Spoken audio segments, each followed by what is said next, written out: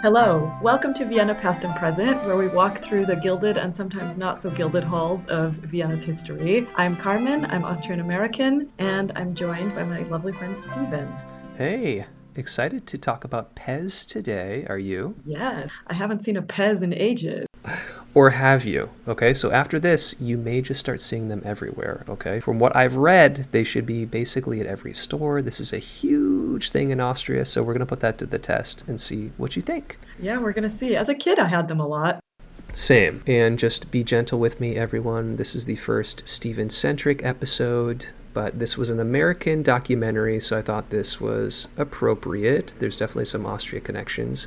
So let's dive right in. Okay, so you may have seen the documentary Pez Outlaw on Netflix. If not, it was released in early 2023. It was super highly rated, kind of randomly like a little gem for that year. If you have seen it, don't worry, we're not just gonna summarize it here, but we're gonna try to take a look before and after the events of the documentary and try to do that from like the Vienna and Austrian point of view too. So, first question, Carmen, there are some famous Austrian brands for sure. Red Bull, Arnold Schwarzenegger, I would say. What about Pez? Is this in the national consciousness for Austrians, for I mean, I you? love that Arnold for you is a brand, which I guess he is, yeah. He's Kinda. probably the biggest export, indeed. But Pez, Yeah. no, I didn't actually even know that Pez was Austrian until pretty recently. I Wow. mean, they Okay. exist. Well, I just said I haven't seen a Pez in ages. I assume they exist here. I haven't really noticed it anytime in the last years. But I mean, everybody does know what Okay. Pez is. But I don't know if people know that it's Austrian. I mean, I didn't know. Interesting. Okay, because I think like it might be one of those things where you're like, oh yeah, well, this weird little national pride thing maybe because just like you said, it is so, internationally known, or Yeah, it but I seems think like it's it a bit of a anyway. sleeper brand in terms of actually knowing where it's from. Okay, and I may have some answers to that later on in this episode. It does seem like a lot of the business happens outside of the country, so maybe that's part of it. And maybe it's also just me, but I've never heard anybody really, when you talk about Austrian Right. brands or things that Austria is known for, Pez has not really ever come up. So I don't think it's that well known. Okay, all right. So some surprises maybe. So it all started in 1927 in Linz. So not quite Vienna, but for context, Carmen, what was happening in Austria generally at that time? So the 1920s in Austria, again, this is after the collapse of the Habsburg monarchy, right? The Habsburg Empire collapses in 1918, and you're kind of in this post-collapse period where Austria is kind of being built up. In Vienna, this period is known as Red Vienna. So Hmm. that's a period where there was a lot of social housing being built. The Social Democrats are in power. And in a lot of ways, I think that legacy from the 1920s is a lot of what makes Vienna very livable today still. So it's the time where that's kind of being built up, at least in Vienna and in Austria generally.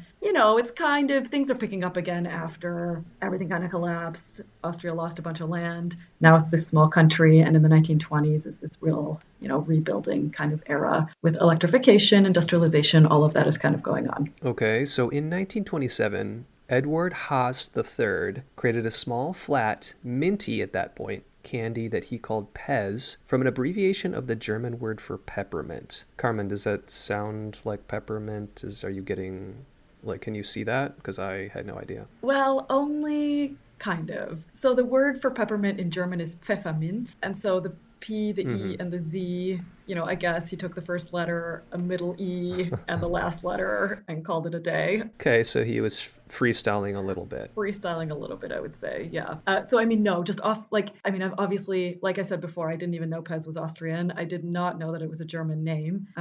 So, just from the word Pez, I wouldn't associate it at all with anything German. But Pfefferminz, yeah, okay. I can kind of piece back together where it came from. Okay.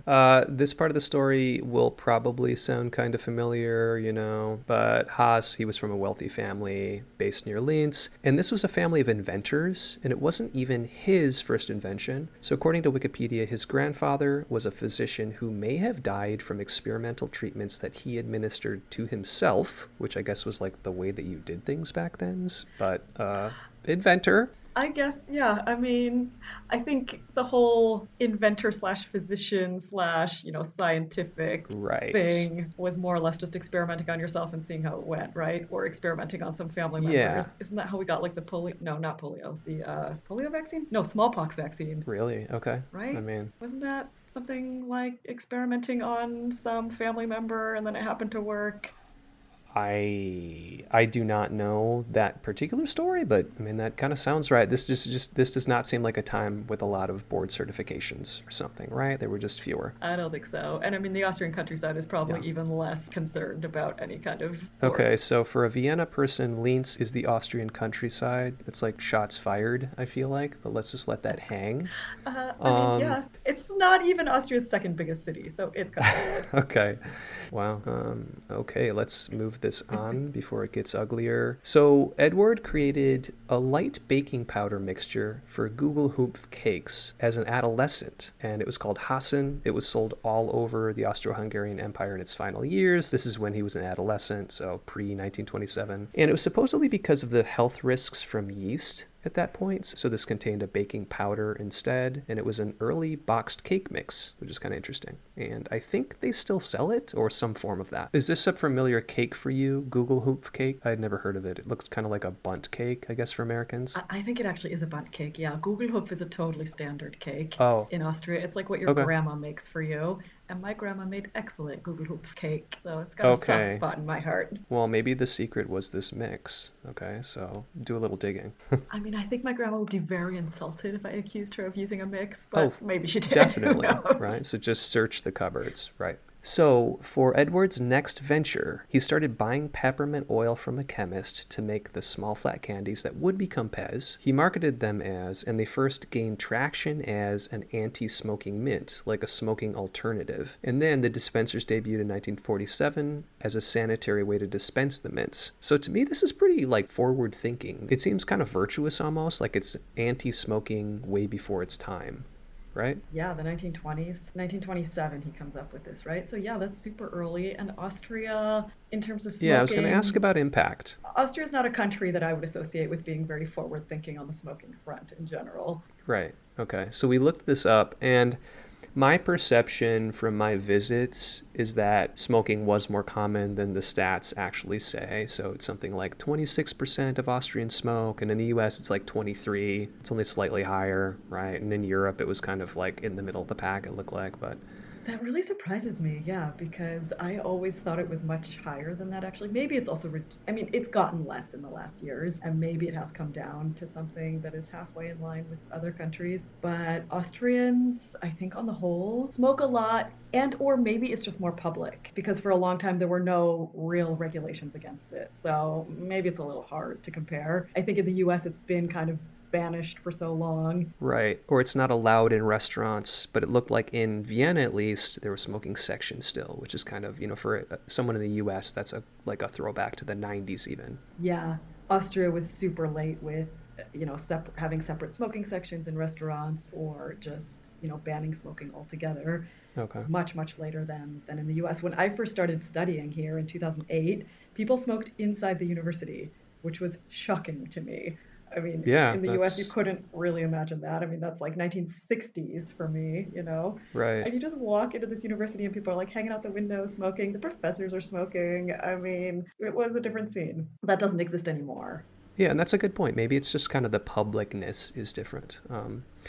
Anyway, so Edouard, he gained traction with that. I guess these were popular enough. Then in 1952, I actually find it quite interesting that they started off as mints. I didn't know I that. didn't either. And I mean, I don't think there are any mint I've never had that. I feel like the flavor I have is kind of like this lemon, weak orange. strawberry, kind of vaguely, yeah, they're just kind of sweet. Yeah. Again, I haven't had one, I think, in 15 years minimum. Anyway, they were doing well as these mints. In 1952, he sets up operation in New York to market the candy in dispensers to children. So I couldn't find anything about how he arrived at this idea, but it was really a good one, obviously. And I'm always impressed by a pivot like this.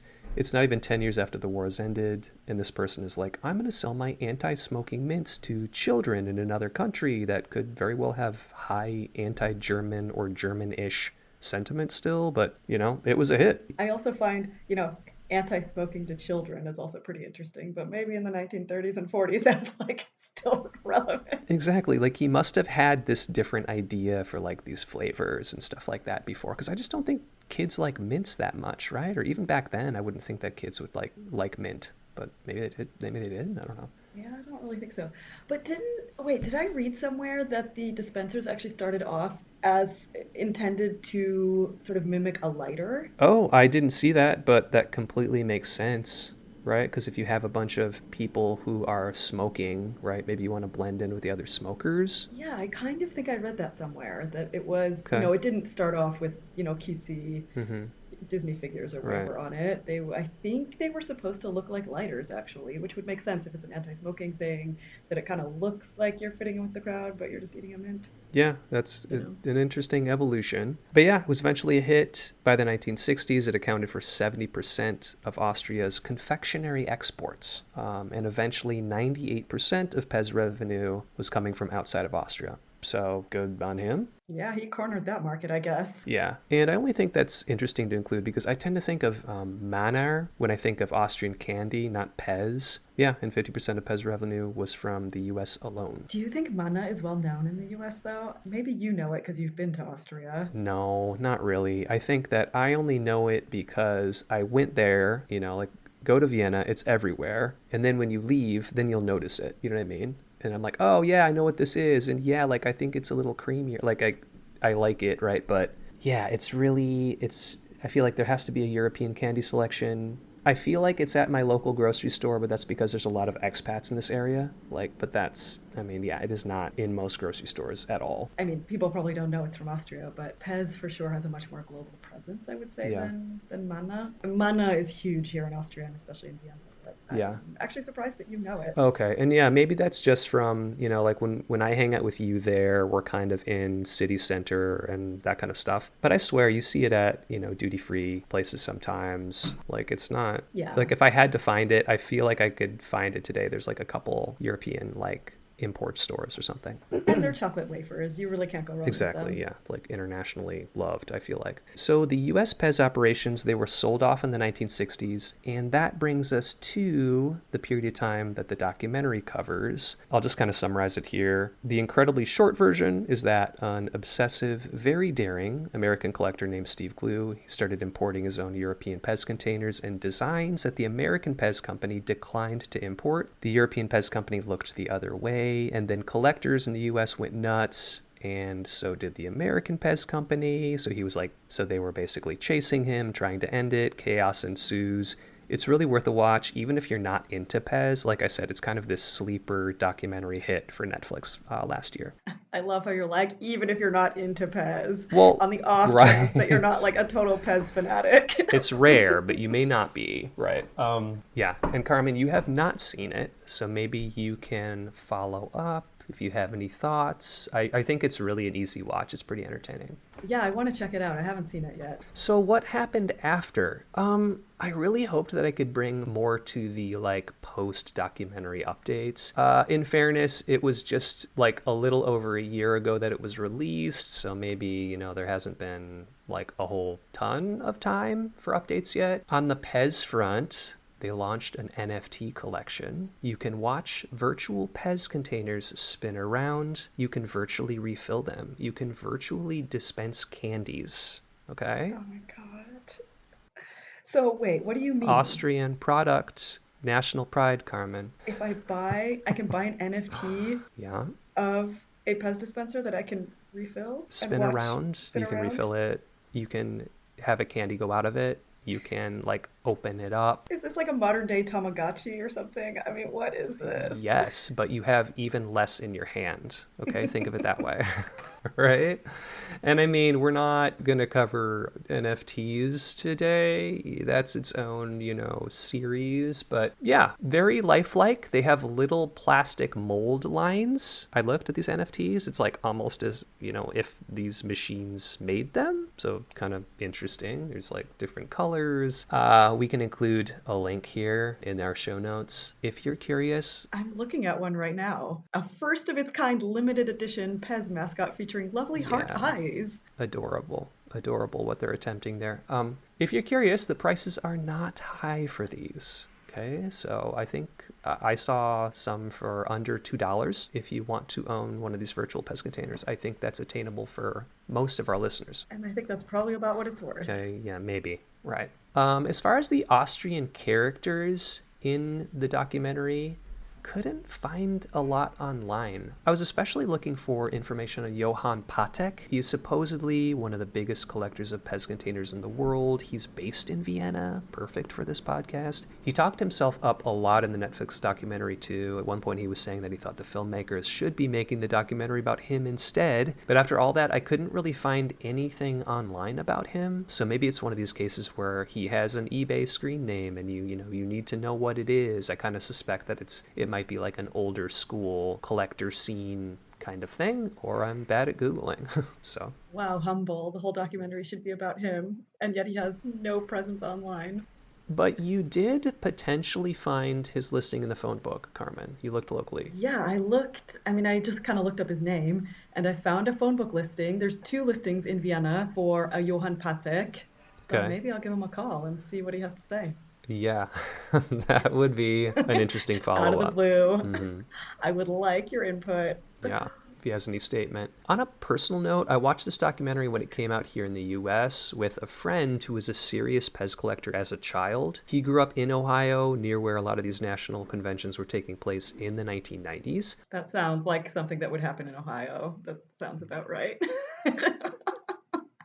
Maybe for context, I mean, we both grew up in Michigan, right? So, a little bit of Ohio hate. Exactly. So this is not random. Yeah, it's not random Midwestern, like broad Midwestern hate. It is specific Ohio hate from within the Midwest. Okay, so that's okay.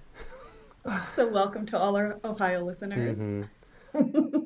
So, just some tidbits that he mentioned. He said that some of the prominent 1990s American collectors that he knew then are extras in the dramatized scene in the Netflix documentary. So if you keep your eyes out, you can see, like, I guess, famous collectors, okay? So if you are that in the know, there's that extra thing for you. And he said that he remembered the Bubble Boy hype specifically. That's one of the big Pez container designs that's featured in the documentary. It's one of the drivers that helped these people get started, because it was like a Bubble Boy that was rejected by the US company. Everybody wanted this Bubble Boy looking like kind of ugly face, actually, but everybody wanted it. What's a bubble boy? It's just kind of, I feel like it's like an obese-ish kind of child face, and it dispenses Pez, and maybe it was just so weird and funky that people wanted it, but that's, I guess, one of the things that really started that 1990s craze and like the Steve Glue thing.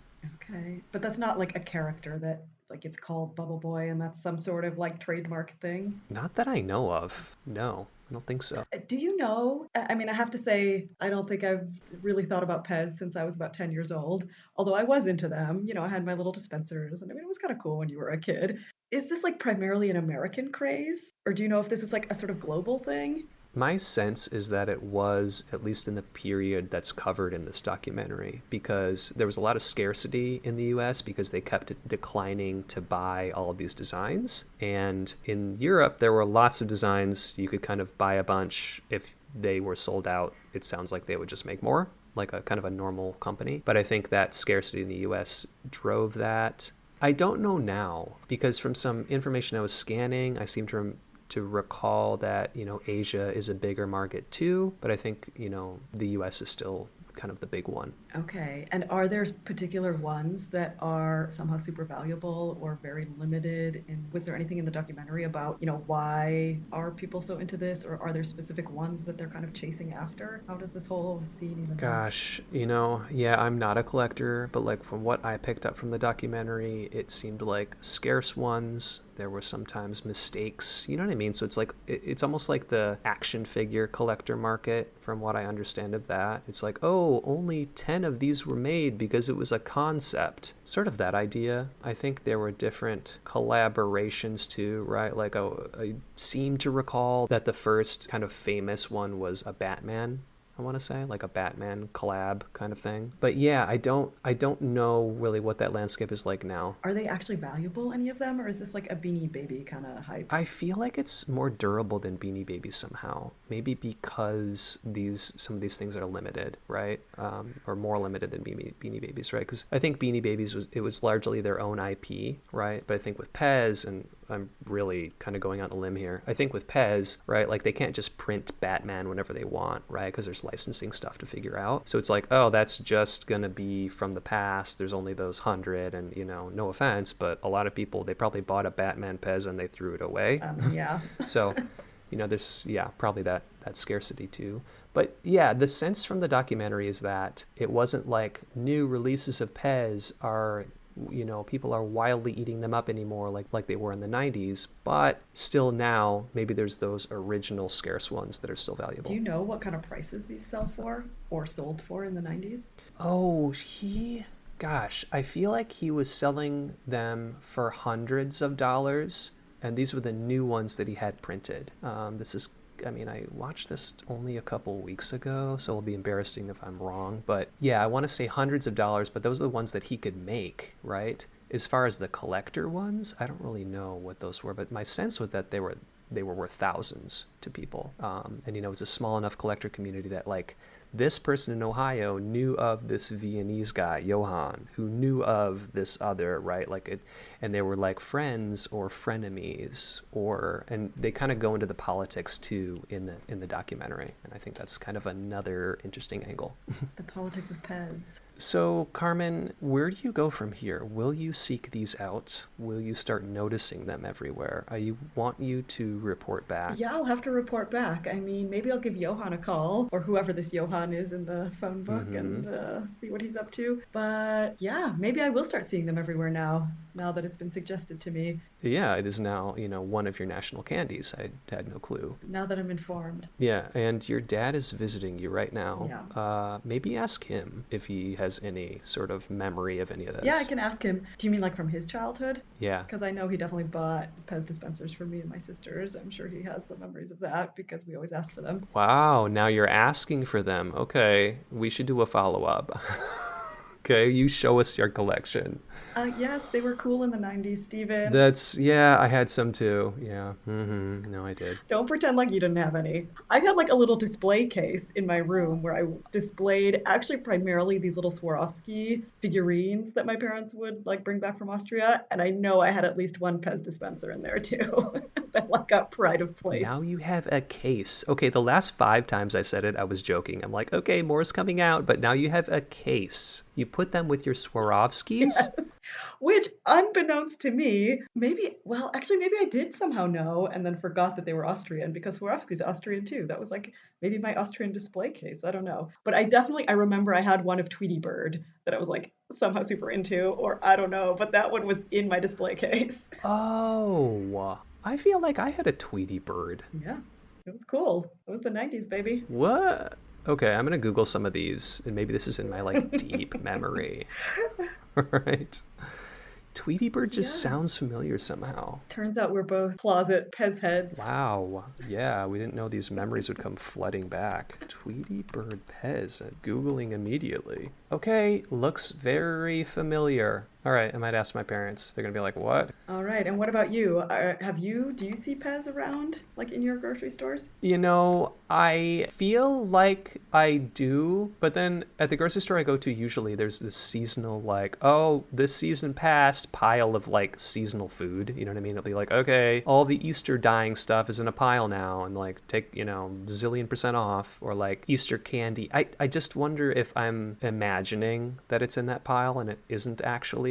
But next time at the store, I'm going to go see if I can find it somewhere. It might be in the candy aisle. I don't know. I sort of expected to be at the checkout, but I honestly couldn't say. Okay, yeah, because it's like plastic and it's candy, but it's not like good candy, no offense. So it's just kind of like incidentally it's candy to me. It's a sugar brick, is what it is. I mean, right? Yeah, but yeah, I will look and, let's post pictures of our Pez discoveries, okay? I'm curious what the price is too. And like anything over $1, I'm like, how dare you? But then, like, I'll splurge $3 on an NFT though. right? Oh my God.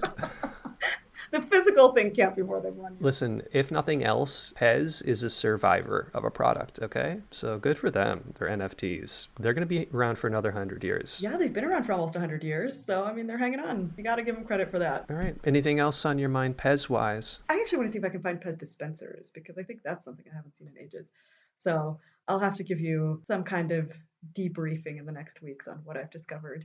But yeah, thanks for inspiring me also to watch the documentary. I need to do that, and then I'll let you know what my take on it is. Yeah, watch the documentary before you call Johan, okay? Know what you're up against. Know what I'm up against, know what kind of Viennese character I'm dealing with here, Hmm. because the Viennese, they can be tricky. Yeah, he gives me those vibes. From what I remember, he kind of has like a locked tower on the property or something like that, or a A locked tower? yeah. So check it out. It's like a little. It looked like kind of a two-story little thing that he was like, oh yeah, they're all up in there. A tower of Pez. Okay, so please seek it out. Oh, a tower of Yeah, pets. I'm like, who's they? Oh God. yeah. Okay.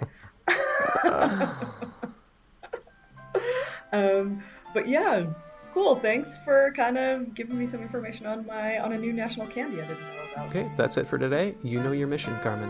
Let us know.